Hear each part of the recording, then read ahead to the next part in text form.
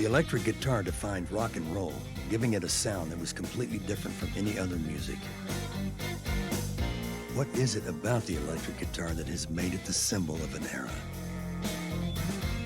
To understand why the guitar became so much a symbol of a generation, you have to pick one up, hold it, plug it into a Marshall stack and hit a chord, and then you know. When you're playing the guitar, it's an extension of your passions. And the fact that 6 strings can be used in so many different ways. It's an extension of myself. It's part of me. I think it's like telling a story. You got to have a punchline. In some fashion, you wanted to communicate your feelings to somebody, you know, what you had to say. You wanted to talk to somebody, you didn't know how to do it, or somebody just wouldn't listen, you know, until you had the guitar in your hand. So what would rock and roll be like without the electric guitar?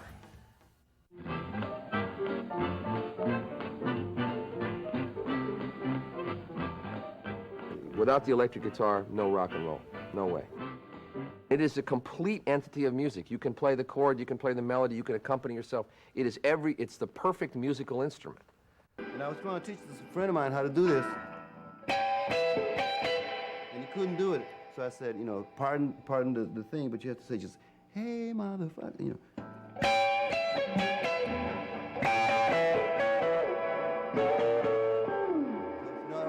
You're always cursing, and you're always praying, and you're always making love. It ain't do, re, mi, fa, sol, la, si, do. If there's about 100 million musicians, most of them sound a lot alike, but there's about 100 who you immediately from one note, you can tell who they are. When you get inside the note, you immediately put your fingerprints on it. You know, you're making your own individual, unique statement. Your sound really comes from within. The guitars and the amplifiers, it's an extension. I really believe it's a God-given thing. I don't think it's something you can just chip and polish and work on it like that. I think it's something that you're born with it.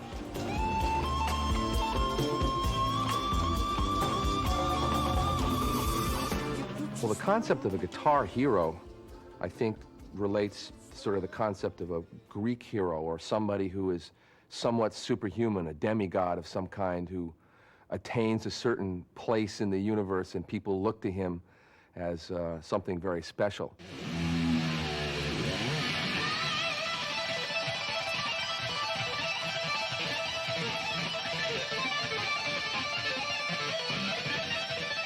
Of course, everybody wants to be different, so the guitar hero is in some way like the actor or the race car driver, somebody who's done something that nobody else can quite do. When I was about 15, 16 years old, I could turn on the radio and play along with anything I heard. And I'm going, hey, I kind of know what I'm doing here, I guess.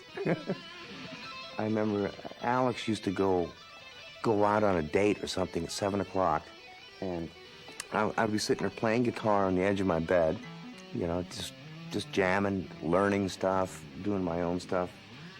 8 hours later, he'd come strolling in. I'd be sitting in the same place, still playing. I don't know how to explain, but the bug bit me big time.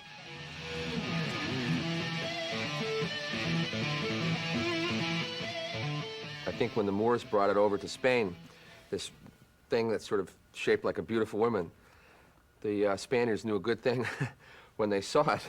It's just as sexy as hell. I don't think there's anything else really like a guitar. When I look at a shop window with guitars, and I still feel the way that I used to when I was a kid, you know, it's nose up against the glass. It's just kind of like walking into a candy store and picking, you know?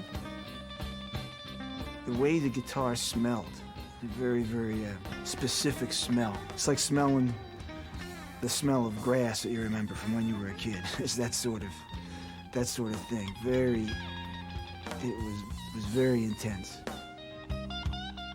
Oh, well, I always wanted a guitar from as long as I can remember. I remember seeing a picture of one in the magazine and saying to my dad, I want that. I used to play on tennis rackets, and bits of wood is obsessive behavior, you know, of the very worst kind. Yeah, I got my first electric guitar when I was 15, and that was it. I was 9. My parents gave me a guitar instead of a bicycle. And I was really pissed off, because it's not what I wanted. Eventually I got one when I was about 15, and I used to put it on the arm of a chair and put my head on it and fall asleep. And it's just really gone on from there, and I still fall asleep playing the guitar. I love that idea of the relationship between the voice and the guitar. It's also because the guitar can move, because you can move a guitar, it's fluid. It's not static like a piano. And you can bend it like a voice. You know, you can make it talk in a way. Some people hang them on their walls or bring them out like a fine bottle of wine. I love them as works of art, and I love the sound they make. Mike Campbell and myself really have never gotten over this disease. I mean, we still scour the recycler to find vintage guitars. It's one of my, I guess it's almost a vice now, because we just love them. Do you play all, I mean, do you actually play all these, or? Well, I play them and I cherish them. Mm-hmm. This is the top of the heap right here. There's no question about it. Look at the flame on that one. Yes. Look, I mean, it's quite unbelievable. This one is just, it's perfect. 1959. You know, it just, you can listen. How much is Just this? listen for a minute. The sustain. Listen to it. I'm not hearing anything. You would, though, if it were playing. Oh, this is special too. It's look, see, still got the old tagger on it. See, never even played it. See? You just bought it? Don't touch it. Don't well, touch I it. wasn't gonna touch it. No, don't touch it. I was just pointing at it. Well, don't point even. Don't even point? No, it can't be played. Never. I mean, Can I look at it? No, you've seen Don't enough look of at that it. one. The electric guitar dates from the 1930s, when acoustic instruments were first wired for sound.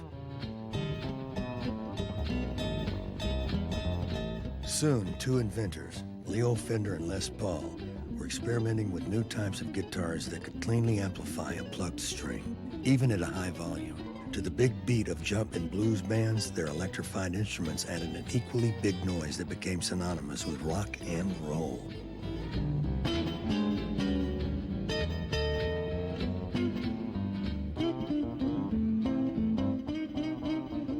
It was 1941. I had been deep into experimenting with semi-solid body guitar. And I finally said, look, for once and for all, I'm going to prove the point. And I would proceed to build this solid body, which I call the log, an electric guitar. And the wings that I just hitched on here with this little bracket, I put this thing, put it together and went in there, and nobody noticed that I was playing a solid body guitar, and they loved it. By 1950, the Gibson people said, Les, can you come to Chicago? We want to do something about this electric guitar. I didn't realize the electric guitar was about to become a monster. It's a weapon, really, above everything else. It was a weapon which had a number of different values, you know. The loudness of it was very important. The gun-like thing of it, the feeling of it was very important. I remember seeing Townsend playing and doing these great windmills and jumping up in the air. Rock and roll is as physical as it is anything else. So the idea of jumping around or rolling around or whatever you want to do, set your guitar on fire, those are really all, you know, avenues to be explored. The first time that I saw the Stones play, we were behind the curtain at the St Mary's Ballroom in Putney, and we'd warmed the audience up. The Stones were about to go on, and Keith Richard was limbering up. He was kind of getting down on his knees and getting his blood going. And one of the things that he did is he went like that with one arm and like that with the other arm. And as he was doing that with the other arm, the curtain opened, and he continued to do it as the curtain opened. So for about a year, I thought I was just copying my hero, literally just copying. Anyway, I then saw the Stones 2 or 3 times more, and Keith wasn't doing it. And I went up to him and I said to him something like, "Do you mind that I copied, you know, your arm swinging technique?" And he looked at me like I was a germ, and I realised that he didn't remember doing it. So I kept it in my act. It was very much an act, but it did actually, in the end, become a part of a guitar style which produced a sound that was unique.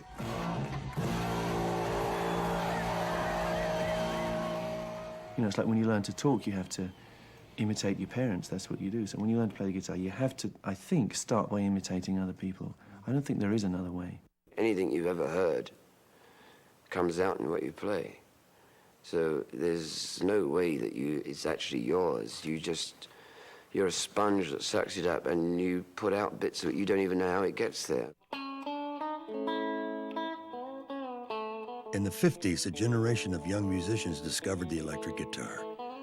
By plugging in and playing blues and country licks, they created rockabilly.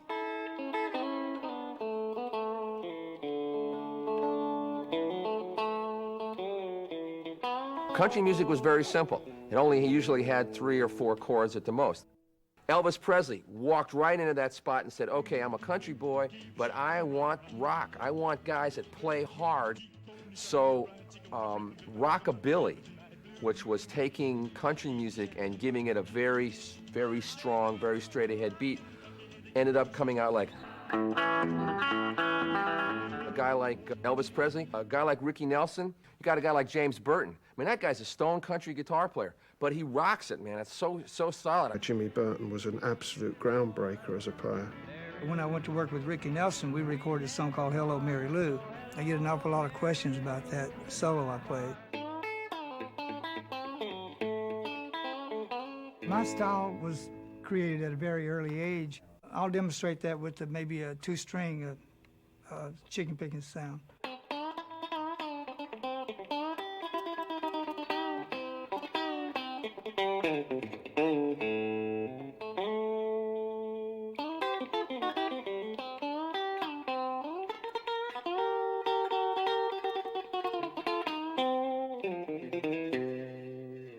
I don't consider it rockabilly. What I did was I took like the country and the rhythm and blues and mixed it together and came out with more of a rock and roll feel. Then you got a guy like Chuck Berry, who basically, boom, dropped into the scene, wrote 35 songs in 4 years, all classics, and invented a style of guitar playing that, to this day, everybody sort of has to pass through the Chuck Berry portal to get to the next step.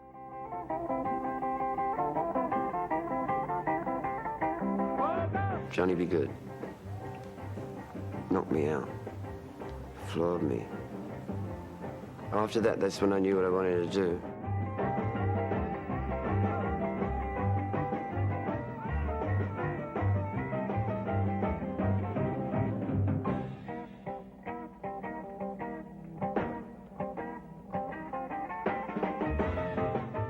I learned to play guitar from this Chuck Berry record. I wore a lot of those out. A lot of people did.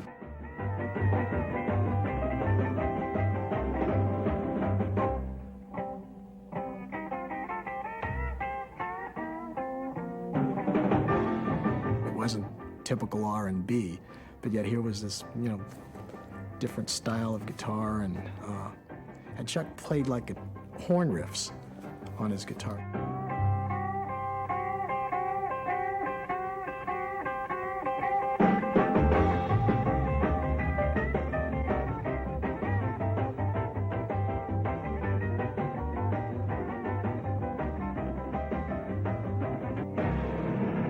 Those early guitar licks were nothing in the world but barred blues licks that we just speeded up.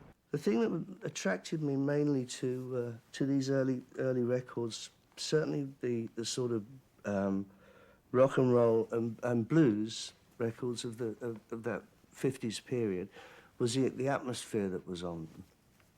And you could hear that there was so much urgency going on, and certainly with the blues, it's sort of raw emotion.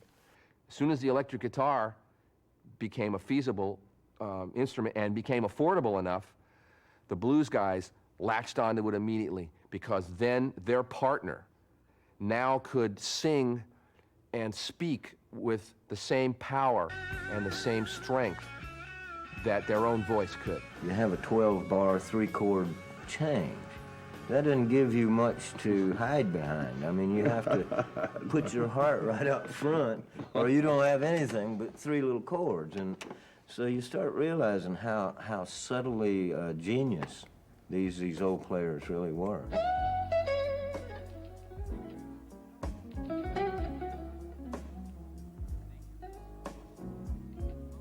The blues is sort of like Southern cooking. It may not have all of the ingredients that jazz would have, that rock and roll would have. You only have the 3 chord changes, so you got to be a very good chef to put each one of those in the right place.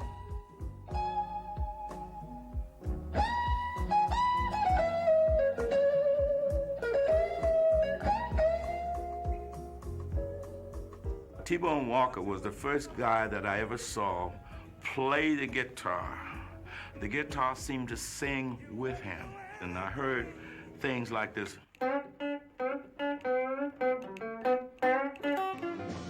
This guy could jump up and do a split, one leg this way and the other one back there, and still have the guitar up there. I never did try that, but I did put the guitar up there, but trying that split, I didn't make it. I was so crazy about it. Well, I'm going to Chicago, baby, but I can't take That's the way I am with the guitar. When these guys start playing all them notes, and I try to play them and can't play them, oh, probably wouldn't sound right for me anyhow. So I go the economy way. Try to make it sound like, you know, if I'm singing, I hear myself. When I'm not singing, playing. I think that had it not been for the British rockers and then starting here in the U.S. with the kids starting here and a lot of the rock and roll players here, that the blues player, we wouldn't have lasted. We wouldn't have had any place to go, any place to play. We were only trying to mimic what our American idols were doing, you know, in a way we were selling it back to them. If you look at what blues music has been responsible for, Stones and the Yardbirds, they were all really heavily influenced, you know. The Yardbirds, a British band popular in the 60s, introduced 3 legendary guitarists. Eric Clapton, Jimmy Page, and Jeff Beck.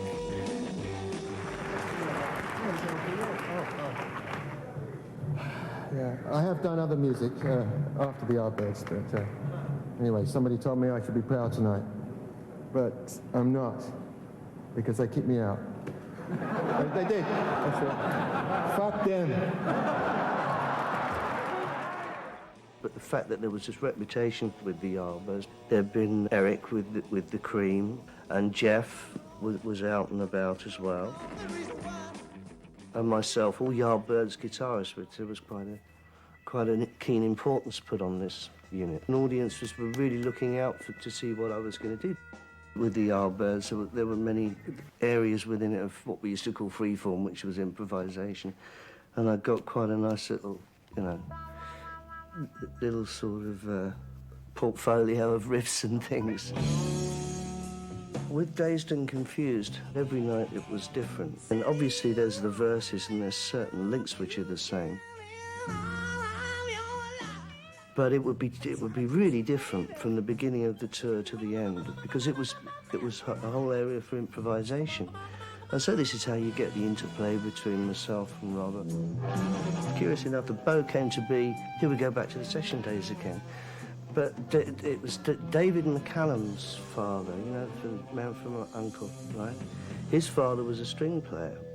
But he said, have you ever tried playing the guitar with a bow? And I said, no, I don't know whether it even worked. And he said, you should try it. And then I did, and lo and behold, it became quite a feature. But again, I was pushing it every night, you know, to try and come up with something that I hadn't played the night before. Now all these guitar players were inventing styles. And you listen to a Jimmy Page solo, you listen to Eric Clapton, you know who these people are because they have invented a template within which they work, and you know who that person is. When I first heard Eric Clapton, I was shocked. He was so good, so young. Everyone was sort of following Eric Clapton, which band he was in at the time, and everyone played a Les Paul and looked like Eric, you know, and wanted to play like Eric. I tried very hard to sound like Clapton. He was my main inspiration on guitar. For some reason, Clapton was the only one that really touched me, the guy that made me want to play. I would always make sure that I could find some place to put the blues in, so that I knew, even if nobody else did, that I was still had one foot on the path. Pete Townsend called up Eric Clapton, who had never spoken to each other before. Pete said to Eric, I want you to go to the movies with me. And Eric went, what? You know, okay. And they sat in the darkness of a movie theater, and Townsend told Clapton, I've just seen this guy who's gonna put us all out of work, man. Out of the blue comes a Jimi Hendrix. He'd kind of come out of nothing. He'd just appeared. Who is this? You know, it's like hearing somebody from Mars playing the blues, you know. It's just a fantastic being. He was like from space. What he actually did, you know, was he did things which were actually magical, and yet accompanied by these incredibly wild noises. There was some kind of strange alchemy going on. He was an alchemist, you know. He took a lot of that and made it into something by demonstrating that there was actually such a thing as physical poetry in rock, you know, something that was very, very close to ballet. Jimmy couldn't help be jamming everywhere. He'd go everywhere with his guitar. I mean, the guy lived with his guitar. He slept with his guitar.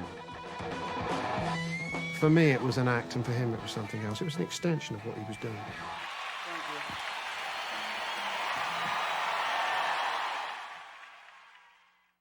There's no doubt about that the moving of a drive-in beat is something that's very, very, very sexual. And because the electric guitar became the symbol of that music, there was a very strong connection between the body rhythm and the electric guitar. I tend to think of the guitar as the instrument of rock and roll because it's an extension of what you've got between your legs. People thought I was weird because I would stay home on weekends, on Friday and Saturday night, play my guitar. But then when I got good at playing guitar, boy, I got old pussy I wanted. I think if you're looking for an example of this sexual being playing a guitar, one of the first guys that comes to mind is Slash, the guitar player for Guns N' Roses. Everything that comes from him comes from his guitar. He looks at it kind of like a part of his own body. A musician can do to a woman a lot of times what a lover cannot do to a woman. I'm very flattered that you're here after the gig and you're knocking on my door and you're really beautiful and all that, you know, but at the same time, I cannot do to you what my music does to your soul. There's something very romantic about that. That's part of the romantic process. Your guitar reflects that. We were talking to Pete Townsend and about Jimi Hendrix, how they looked at their instruments. If you're willing to destroy something that's so much part of you, that speaks volumes about your personality. Who said I broke beautiful guitars? Who said they were expensive? Who said I really broke them? What do you know? What's it got to do with you? My fucking guitar? It's the brute force of electric guitar. That E chord on an electric guitar, it's just bright red. I just always had this thing about notes, that they're really expensive and that you shouldn't spend them, you know, unless you really have to. If you have a great guitar and a great amplifier, I believe you can conquer the world.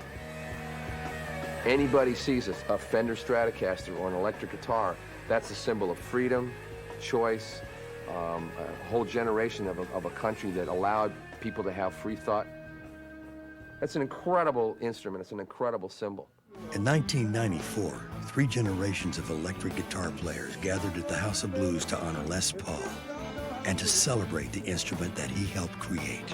The guitar is like an old friend. It has been many times like the only friend that was really there for me, there with me.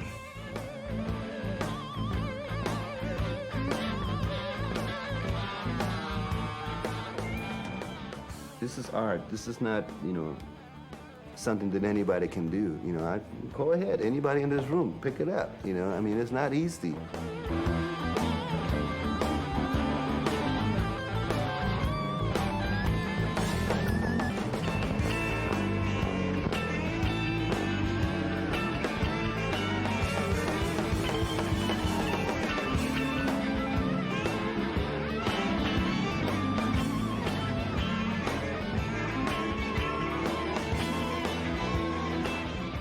This guitar here is such a pal. It's a psychiatrist, it's a doggone bartender, it's a housewife. This guy is everything. Whenever I find that I got a problem or something, I'll go pick my guitar up and play it. It's the greatest pal in the whole world.